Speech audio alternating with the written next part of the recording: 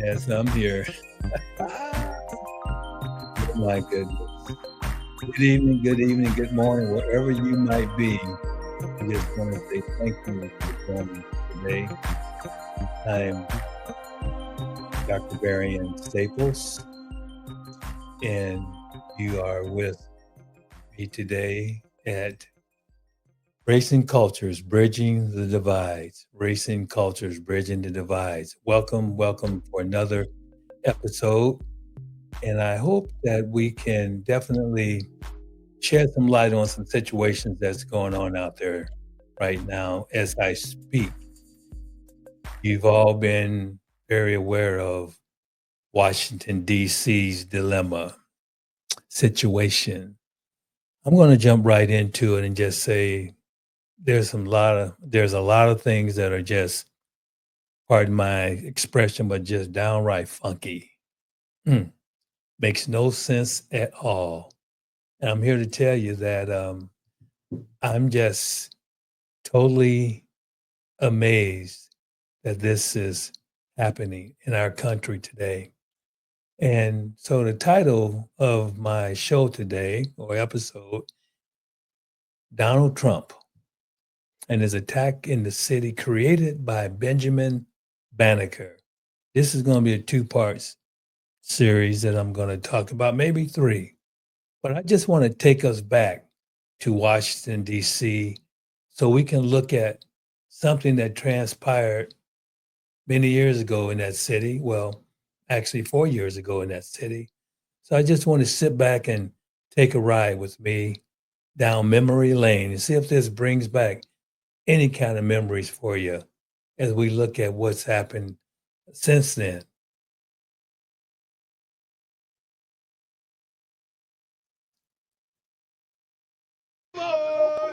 Yeah, just for awareness, be advised, there's probably about 300 January Proud Boys. 6th, They're marching eastbound 2020 in this 400 block of in Washington, D.C. Independence, actually on the mall towards the United States Capitol. I am not allowed to say what's going to happen today because everyone's just going to have to watch. We remember, we watch, and we talk. It's going to Why happen. not? Something's going to happen. Who's free? Our streets! Who's free? Our streets! Who's free? Our streets! This was at 11:22, and however, the event started, I think around 9:30 at the look. They were told to march to the Capitol, and I'm going to be there with you. That didn't happen. He was nowhere to be I hope seen. Mike is going to do the right thing. I hope There he so. is. I hope so. Because if Mike Pence does the right thing, we win the election. All Vice President Pence has to do is send it back to the states to recertify. And we Not become by president, and you are the official happiest people. electors that Mike were Pence is going to certified, have to come through for us. but through And if he doesn't, electors they made up. that will be a sad day for our country. Because you'll never take back our country with weakness. You have to show strength, and you have to be strong.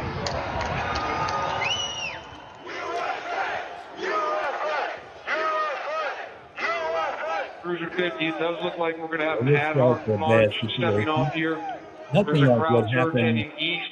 that prompted this edict to put military in the streets of Washington, D.C. Mike Pence, I hope you're going to stand up for the good of our Constitution Yes. and for the good of our country. His name, And if Big you're Balls, not, I'm going to be very disappointed in you. I will tell you right now.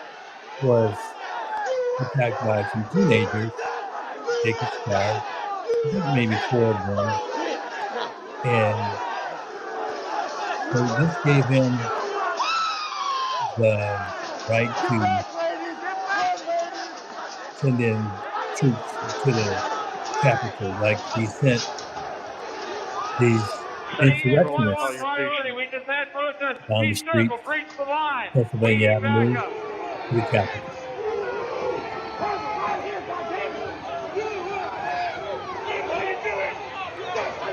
Let's think about this. Oh, if you haven't thought about it,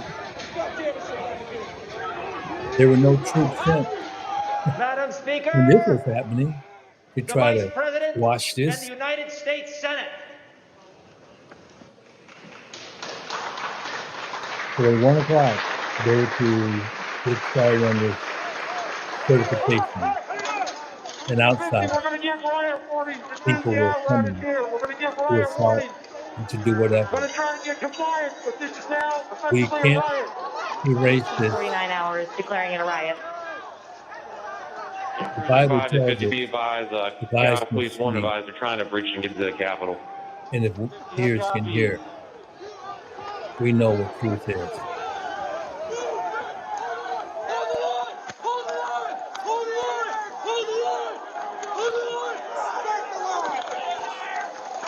No military there to help. We're trying to make our way through. Ironically, these people were dressed in military fatigue and misrepresentation of what the military stands for, should stand for.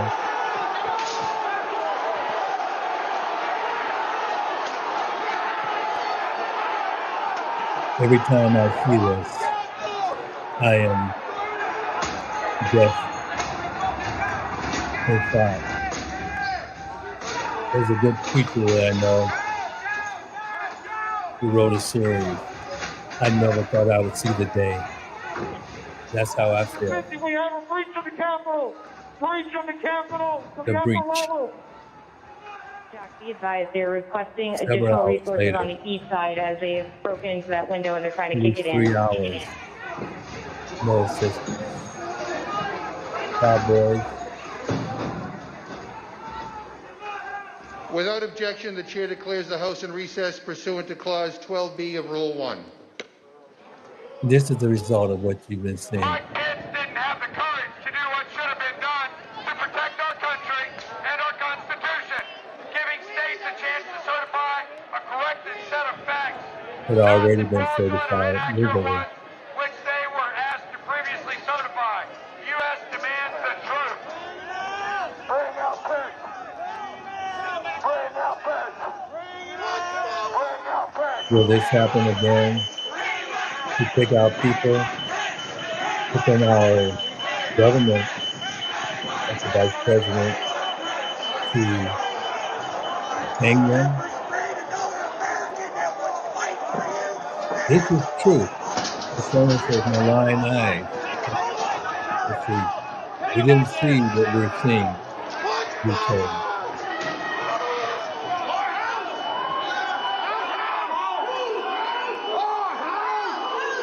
I do feel that what has taken place in Washington, D.C. is another form of distraction away from what's really happening, especially as I had in previous episodes regarding the Epstein files.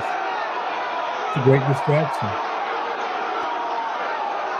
I don't have to talk about Epstein if I'm creating this kind of chaos on the streets of Washington, D.C. 2020 and even in 2025. Well, you know, people swear a lot. They are feeling unsure about what's happening to them. The law enforcement people are crippled alive, just like you can see the House members. There's Mike Pence, whom they want to hang. How can this be? And we understand that the person that sent them is also a convicted felon, 34 felony counts in addition to other criminal violations and impeachments. I'm just telling what we know are facts and what's the truth. These are the facts. Telling this person of the charges.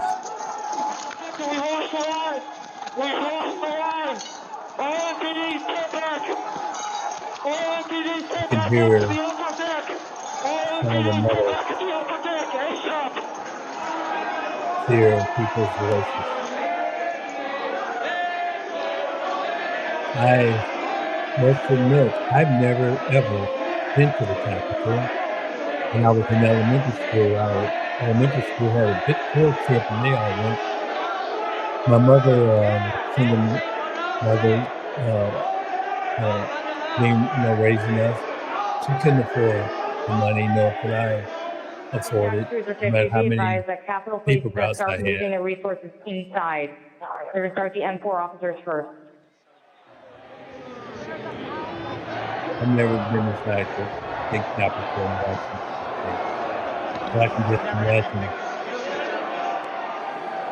what it looked like after this happened. I heard that they had a lot to do. They had probably was non-Oath keepers and one of the groups. 208 with 4 members. The door's barricaded. There's people flooded the hallways outside. We have no way out. In fact, Don't- officers still remaining on the house Don't floor, tell me that's not on the third floor, mob to action. use the subways themselves, Look at have the to evacuate, so people we in can the secure house. the members on the other And side. afterwards, most of them, all of them, Republicans especially, now, the American people. look like it didn't happen. One more Pardon me, time. brother. I'll tell you, I think we're all supposed to be And whatever Americans it takes, I'll lay my life down if and it not takes. act like this. Absolutely. That's why we showed up today.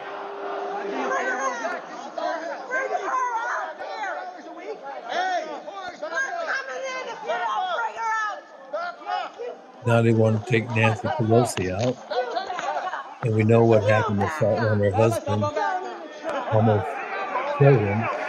Got hit in the head with a hammer at his home.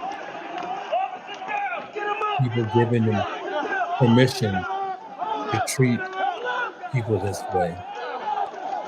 Metropolitan Police being trampled. Lives were lost. I do know one of the insurrectionists, a young lady, got shot, being warned, coming to a window. Sorry that happened. None of this should happen.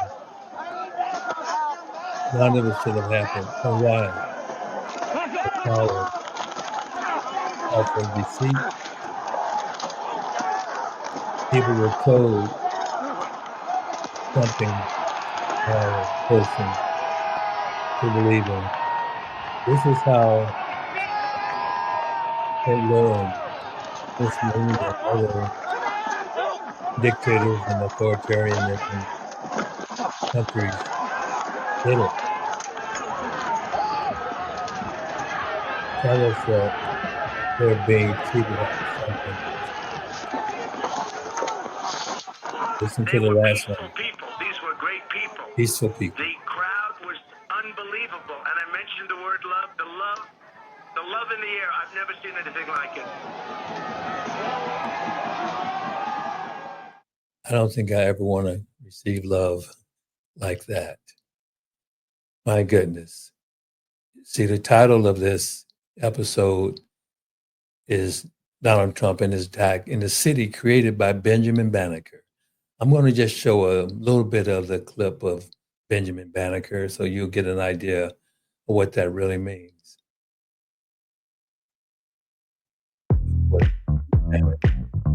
We get down to the beat, y'all.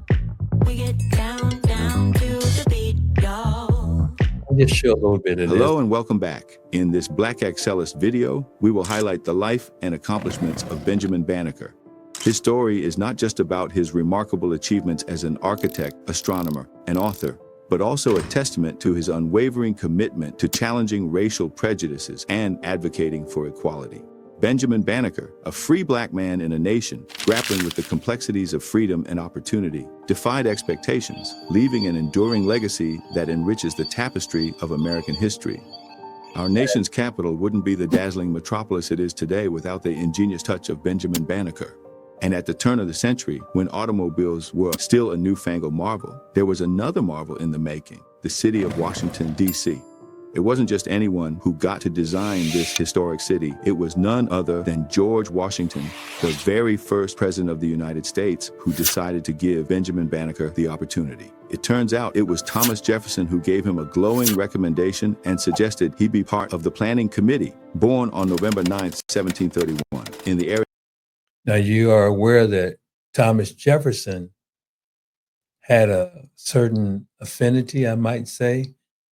He had his other wife, concubine, slave, Sally Hemings, whom he took over to France many times. They had 6 children together. So a little bit more about Thomas Jefferson has been revealed. He took a liking and a strong recommendation for Benjamin Banneker. Now known as Ola, Maryland, Benjamin Banneker was the product of unique circumstances. His parents, Mary and Robert Banneker, themselves formerly enslaved, had secured their freedom, providing Benjamin with a rare legacy of liberty in a time when slavery cast a dark shadow over the lives of many African Americans. This freedom, though, did not shield the Banneker family from the racial prejudices of their era. As a child, Benjamin's education began at the hands of his maternal grandmother, Molly Welsh, an English dairymaid falsely accused of theft. Her ability to read during her trial saved her from a death sentence, but led to 7 years of indentured servitude in the American colonies. Molly's resilience and determination in the face of injustice undoubtedly influenced young Benjamin. As a free black child growing up in a society rife with racial tensions, Benjamin Banneker was introduced to both the privileges of freedom and the harsh realities of prejudice. His early education, guided by the wisdom of his indomitable grandmother, Molly Welsh, set the stage for his extraordinary journey. From a young age, it was clear that Benjamin Banneker possessed a prodigious intellect. His insatiable curiosity led him to explore the realms of mathematics and science independently. In his early 20s, he embarked on a remarkable endeavor that would astound his community, a wooden clock he constructed using a borrowed pocket watch as his guide. This wooden marvel would keep perfect time for an astonishing 50 years, earning its place as one of the wonders of the region. Young Benjamin's fascination with the inner workings of the... Okay, I just wanted you to get an idea. This is a man, convicted felon, that has very much proven a disrespect for Black people, to the extent, even though President Obama is truly biracial, like a lot of people are. His father was from Kenya and his mother from the land of Toto and Dorothy in Kansas. He is truly African American, if I must use it like in the context of President Obama. But even what this man did, being elected, he moved President Obama's photograph away from the main area where you can see him, his picture in the White House, to some offset place up this back stairway. He has a total grudge or dislike for people like that. So Benjamin Banneker, a person like that. So was his move, his edict in DC, another distraction? Another distraction? Because if we look at the whole thing with DC, the construction of the buildings, just applauds what happened. The buildings in DC involved a variety of individuals and groups. The U.S. Capitol building design was initially won by Dr. William Thornton, and construction was overseen by multiple architects, including Benjamin Henry Latrobe and Charles Bulfinch. The White House was built, listen to this, with the labor of enslaved African Americans, Black people. They were still in slavery. They were enslaved and immigrants, with the design overseen by an Irish architect, another immigrant. Well, they might have been deported like they're being done to right now. Who knows? But I'm just saying we need to be very aware that we have the hands of Black folk and everything that has happened in this country, helped build this country, built the Capitol, designed the Capitol that is now under siege from an edict that I feel is a distraction, because this is what I think the distraction was a result of. At the same day that this was taking place, in DC, this is what was happening. His case in Los Angeles was happening the same day. So multiple sources confirmed that on August 11, 2025, a federal judge in San Francisco, Judge Charles Breyer, heard arguments about the legality of the Trump administration's deployment of the National Guard to Los Angeles in June 2025. Same day that he did what he did in DC. On the same day that I just alluded to, President Trump announced he would deploy 800 National Guard troops to Washington, D.C., citing concerns about violent crime. California is arguing that Trump violated the Posse Comitatus Act, which restricts the use of the military and domestic law enforcement when he federalized the California National Guard and sent them to Los Angeles to respond to protests, peaceful protests over immigration enforcement, according to NBC News. Of course, he often tells you this is all fake news unless it's coming from his mouth. So the federal government maintains that the deployment was solely to support immigration officials. The legal challenge is particularly significant because the DC deployment was announced while the Los Angeles case, which involves similar questions about the proper role of the military domestically, was being heard in court. The case could set a precedent for future deployments of the National Guard in California and other states.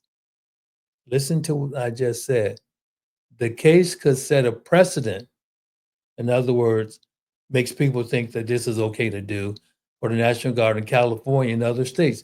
It is important to note that the events of January 6, 2021 involved Trump's initial reluctance to deploy, I should say 2020, to deploy the National Guard to the Capitol, which later arrived under the directive of the Defense Department after the insurrectionists began, according to The Guardian. So in the recent DC deployment, some former police officers who were injured on January 6 expressed concern about the potential for authoritarianism, The Guardian also reported. So you see here, there's some serious things, serious problems going on here with what is happening. So what did we say? I want to close this out by showing another clip here from CNN. I don't really like to watch national or what they call it, network news, CNN, MSNBC anymore. But I get this information, and I think this is appropriate. But I think I want you to pay attention more to the end of what is being in terms of the fact check. Constantly, including and especially this one in Washington, D.C., but militarizing United States cities, starting with the District of Columbia, frankly, because it's just easier because of the home rule law. What should we be thinking about, and what are you hearing from your sources in that building behind you?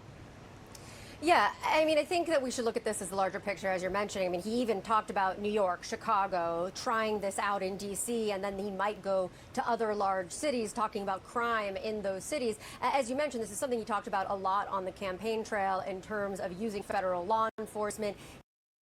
I just want to preface this. The cities that he outlined, the areas he outlined, were Democratic cities that happen to have Black mayors. Think about that. I'm not making this up. She just said it. And he has a thing as he deals with this issue.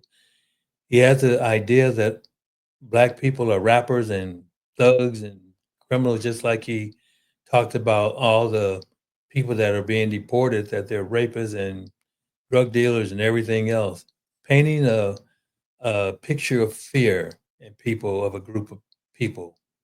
In cities, but we also want to mention that at various times he's walked back this idea of federalizing the law enforcement, putting National Guard into cities. And in fact, I've spoken to a number of people in the DC government who have said that they were surprised by this announcement, particularly given that the relationship seemed to be on okay terms between Mayor Muriel Bowser and President Trump. She has been in the Oval Office with him. She has had meetings Mayor with him. Their Bowser was teams are initially almost in constant touch, although it just does seem as being though nice about it this was something that until might have blindsided them. Clearly here he is ramping up the rhetoric around this. And two of the things that he said, in addition to obviously saying that the Metropolitan Police Department is going to be under federal law and deploying the National Guard, he said he might deploy active duty military to address crime. He also said that more service members might be going in as guardsmen. All of this to amplify the federal response. And I will tell you, Dana, one kind of strange part of all of this is that when we sat down in the briefing, they gave us a packet of information to show us some of the arrests that were made over the weekend as this starting to ramp up or increase in federal law enforcement took place. And they were fairly low-level criminals. It was somebody with possession or a DUI at one point, and there were only 5 of them, I believe, listed in this packet. So it's unclear. You know, he's talking about this major escalation in violent crime, but that is not quite clear from the packet of information they gave us here. And of course, I know you're going to have someone fact check the actual numbers coming out of DC and the Department of Justice. But he has clearly had some sort of an escalation when it comes to this just over the last 3 days. And I was told it was all he talked about all day Saturday were the outrageous crime numbers and how they were going to bring in more federal law enforcement. All right, Kristen, thank you so much for that. And we are going to now do a deep dive into the fact check, claiming that Washington, D.C. is getting worse. And I want to bring in the one and only Daniel Dale. Daniel. There was a lot of deception from the president there. So here's a reality check. Deception? There is no doubt that D.C. has for decades been a high crime city. It is among the U.S. cities with the highest homicide rates, though there are a bunch of other big cities that are worse. And D.C. did indeed have a big crime spike in 2023, which is the year the president kept citing. But contrary to what the president said today, even in 2023, D.C. did not have an all-time high in murder. It was way worse during the crack crisis of the 80s and early 90s. And more pressingly, Dana, the president was just flat wrong when he said it's getting worse now, not getting better. Crime in D.C., including murder, has fallen sharply since that 2023 spike. It fell in 2024. It's fallen further in 2025. So let's look at some of this data. In 2023, D.C. had its most murders in more than 2 decades, 274. Of course, that's terrible. But it then plunged to 187 murders last year, and it's been falling again so far this year. Through July, according to figures compiled by crime data expert Jeff Asher, D.C. had 34% fewer murders than it did through the same period in that year, 2023. Now, how about violent crime more broadly? Well, that's also down sharply in the last year and a half. In fact, per Jeff Asher, D.C.'s officially report. I want to look at this. Okay, statistics can prove anything, I guess. But I think we need to look at it just from a more of an empirical standpoint, is that the crime went down, but that doesn't mean that there was no crime. Crime is crime. And most of the time, people don't pay attention to statistics. They could say things are down 35%, then other people are afraid of the 65%, or down 26%, and other people are afraid of the 74%. So that's the issue here, is that people will ignore the fact that there's a decrease, but they still are holding on to the element that still exists, that percentage that still exists. I don't agree that we should condone any kind of crime, but I do feel that there's other issues going on, and I think there's a lot of distraction. I think that we need to be very cognizant of the fact that we have a person that's always lived on having people have fear. All the people that are being deported have been given the picture that they're criminals and they're the worst of the worst. He even called them venom, which is actually taken from parts of Hitler's book in the Third Reich, where he referred to justify putting people in to gas chambers and shooting them and doing those things as I said venom, I meant vermin. Vermin? Yeah, that's it. Okay. So nevertheless, let's listen to the end of this here. Reported violent crime rate in 2024 was the second lowest since 1966, so lower than every year of Trump's first administration. It's about a third of what it was in those bad old days, the early 1990s. And you heard from the president and his team about carjackings. Well, indeed a problem in DC, but what do the numbers say? Again, a big spike in 2023, down since. Asher noted the 16 carjackings reported in July were the fewest reported in any month in more than 5 years in DC, down more than 87% from the same month in 2023. So look, we know crime is an issue in DC. We've lived there. We know that every violent crime is a shame, a tragedy, of course, not excusing any of them. But this isn't an ongoing crime spike like President Trump suggested. And he said it's rising even in the text of the executive order. I went through it. The first section says crime is rising in the Capitol. That is just not true. Daniel, thank you so much. Really appreciate you bringing all of that to us. Really important fact checks. And back here at the table, look, I'm not here to say that, as Daniel just showed with the actual facts and data, that crime is not an issue in this city or other cities across the country. The question is about scope and about the context in which crime is happening now versus what we've seen in the past, versus also the difference between now and the past, which is that you have a president who feels emboldened to use the National Guard and perhaps more active duty military on the streets of this country.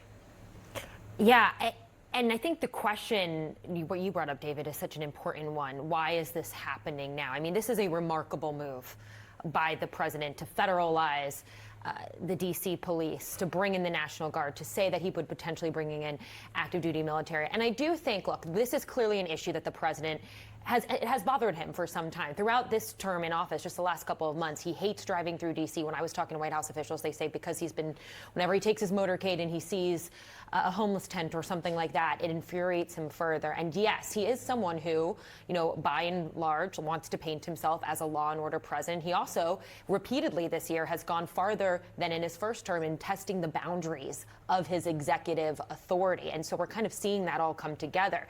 The question is why now? And it's one we don't really have an answer for. And to see him standing up there and taking questions for the better part over an hour really on this, it is remarkable, but it's still unclear why he's choosing this moment. You didn't answer the Epstein question, though. I would say, though, that although it is a dramatic step, this is tethered to how he has always felt about American cities. He has always felt that American cities, especially those with large Black populations like Washington, D.C., are crime-ridden and run by incompetent leadership, as he repeated today. But this comes with a tremendous amount of risk. Historically, when we have seen police be federalized, it has led in this country in some instances to extreme acts of violence. And so whatever happens in the days ahead, President Trump will ultimately have to own that. And then I'll say this. You know, Mayor Bowser, she really capitulated to President Trump. What did that ultimately get her? I think the Democrats more broadly are trying to figure out how to navigate Trump, how to work around him or with him in this moment. And it seemed like ultimately this display from him today was a spit in her face. And listen, I mean, I mentioned this at the beginning, but we should give our viewers a little bit more information about why it is so easy for him to deal with D.C. versus other cities, because D.C. is not part of a state. Everybody knows that. And here's what the Home Rule Act of 1973 does. It allows presidents to take control of D.C. police for 48 hours if he determines that special conditions of an emergency nature exist. 48-hour period can be extended if he notifies relevant congressional committees, and then taking control for more than 30 days must be passed into law. Yeah, I mean, there's a opportunistic aspect to this that, you know, as we said, he sees it every day, but the law allows him to do this. Now, it's not the first place he did this. He sent the federal troops into Los Angeles to crack down on protesters who are upset over the immigration raids, right? Yeah. So this is not the first time we're seeing this. And to Elena's point, in the second term, he is not just thinking about it and there's no one there to talk him down, no one there to say, well, we really should think long and hard about doing this. There are a lot of people who are saying, that sounds like a great idea, and they'll stand up there at the press conference with him and they'll pat him on the back and say, thanks to you, this is a great idea, and we're going to get it under control. I mean, you saw the people who are up there. Judge Janine, you know, so everybody's on the same page about this. There's nobody trying to restrain any of these impulses in the second term. And he's really going for it in a number of different ways. I think in terms of why now, we don't have concrete information, but I think two things that are obvious. One, he mentioned it himself, the attack on the Doge staffer recent days, and the fact that there was a carjacking and this person who has some notoriety, at least in D.C. or within the administration, was attacked. He cited that as sort of a pretext for doing this broader, more dramatic thing. And there was also a question at the end about the Epstein case. And the press conference, which went on for a long time, it ended pretty quickly after that subject was brought up. So is this another attempt to change the subject? We don't know, but that hypothesis certainly has to be thought about as well. So there we have it. You know, it's interesting. Someone made the statement that there's crime every day. Well, see, there's crime like this in rural areas. There's crime like this in medium-sized cities, larger cities. Crime is crime. But if you look at the statistics for example, in Washington, D.C., and statistics taken from 2010 to 2020, 25% of the population in Washington, D.C. are Black. In Atlanta, Georgia, which is also on his list, 35% are Black. This, like I said, from then if I look down here, Baltimore, Maryland, you heard him talk many times about Baltimore, Maryland it's a scum of the earth kind of thing.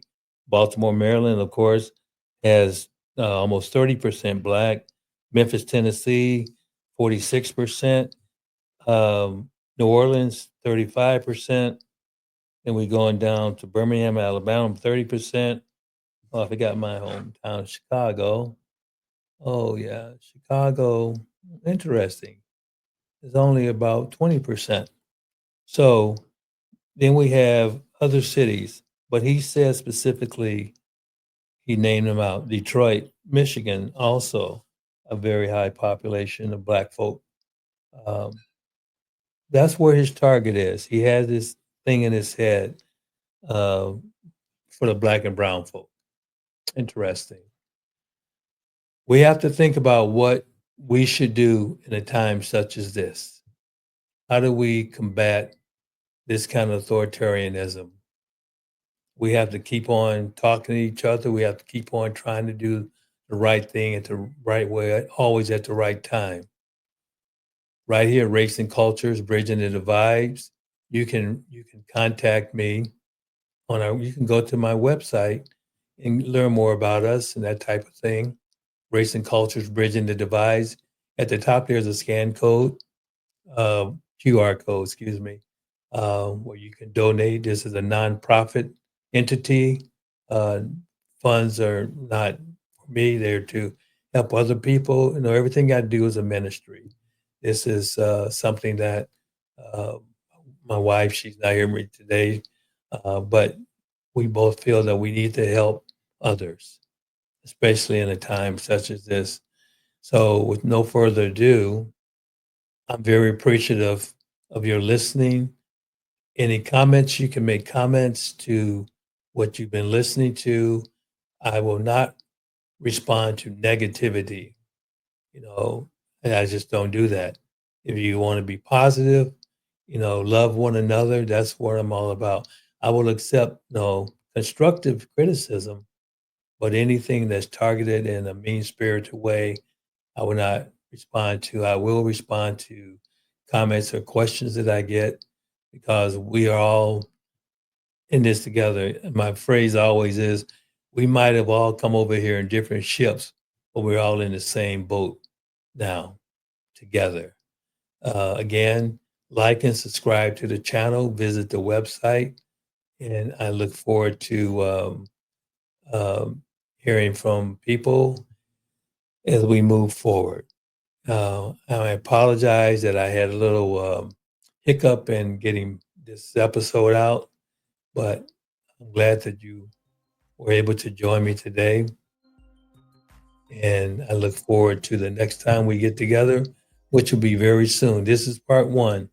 Part two will be more in terms of giving you more truth to power. And I appreciate the time.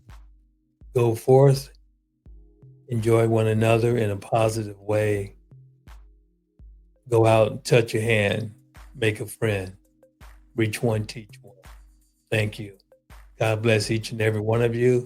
See you next time.